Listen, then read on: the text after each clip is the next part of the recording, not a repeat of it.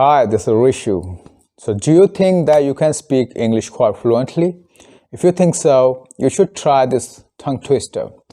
If you can try this tongue twister within 20 seconds without doing any mistakes, it means that you can speak English fluently. Let's give it a try. A real mathematician can mathematically mathematize mathematics in a mathematical-mathematiculation. So if a mathematician can mathematize mathematics in a mathematical-mathematiculation, why can't you mathematically mathematize mathematics in a mathematical-mathematiculation like the mathematician who mathematically mathematizes mathematics in a mathematical-mathematiculation? Now it's your turn. Give it a try as well. Goodbye.